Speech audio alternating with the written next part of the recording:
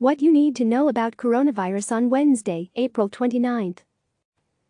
A version of this story appeared in the April 29 edition of CNN's Coronavirus, Fact vs. Fiction newsletter. Sign up here to receive the need-to-know headlines every weekday.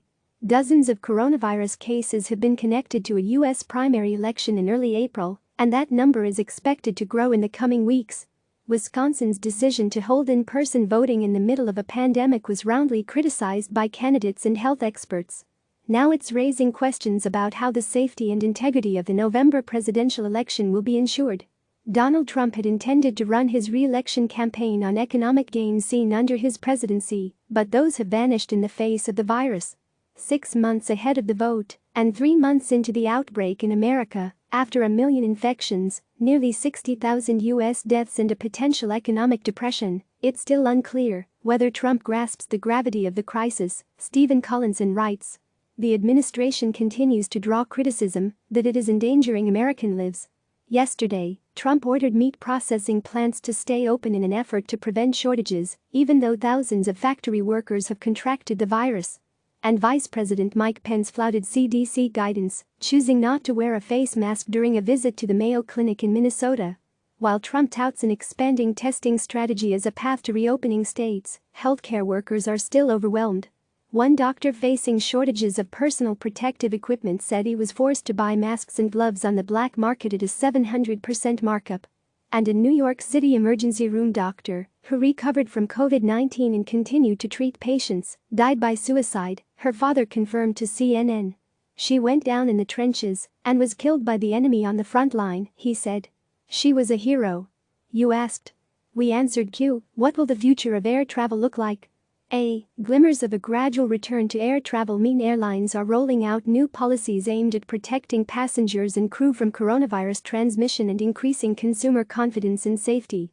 Some of the new procedures include mandatory face masks, socially distanced seating, reduced boarding, temperature and blood tests, full-body disinfection, autonomous cleaning robots and stepped-up sterilization. Marnie Hunter has the latest. Send your questions here. Are you a healthcare worker fighting COVID-19? Message us on WhatsApp about the challenges you're facing, +1 347 322 0415. What's important today? The mystery of India's low death rate. How does India, a country of 1.3 billion people, only have around 1,000 coronavirus deaths? Experts warned that the virus would spread like wildfire through India's slums, sparking an onslaught of cases that would cripple the country's ill-equipped health system.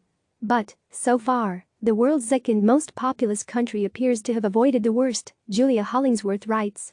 China's model is looking more attractive. Numerous Western politicians, particularly on the right, have blamed China's government and political system for causing the current global crisis. But for some, the Beijing model is not necessarily looking so bad, James Griffiths writes.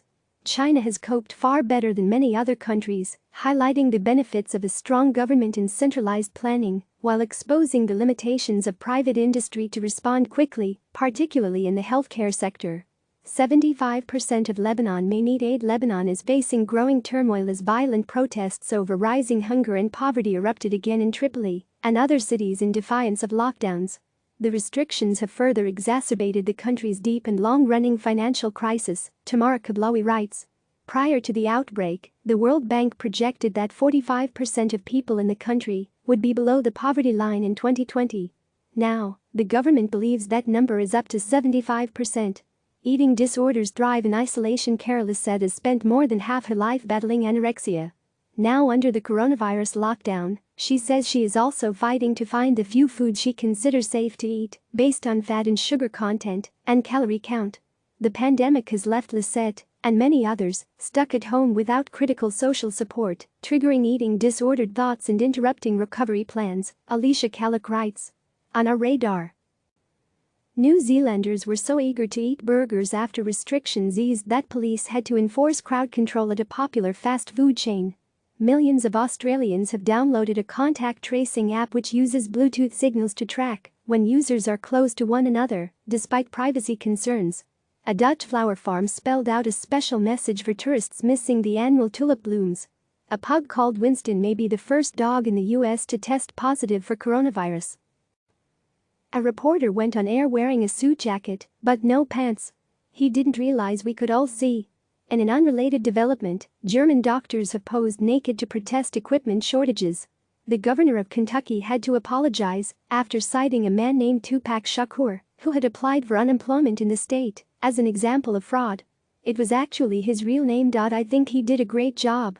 Dr. Anthony Fauci, the top U.S. infectious disease expert, gave 2 thumbs up to Brad Pitt's impersonation of him on Saturday Night Live. Top tip: want to learn German? Arabic? Russian? With so much time on our hands, many of us are considering learning a foreign language. It's a travel fantasy, touching down in another country and being able to navigate street markets, cafes, and taxis with ease. With classes now cheaper and easier to access than ever, you can brush up on language skills until the time that lockdowns lift.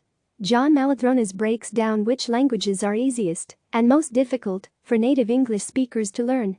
Today's podcast: as a citizen, probably one of the best ways I can contribute to combating the virus is being a participant in a trial like this. Sean Doyle, vaccine trial volunteer. The race for a coronavirus vaccine is breaking barriers, but could still take a year or more. CNN's chief medical correspondent Drive. Sanjay Gupta talks to Sean Doyle, a medical student at Emory University who has volunteered to participate in a vaccine trial. Listen now. Click subscribe to receive the latest news.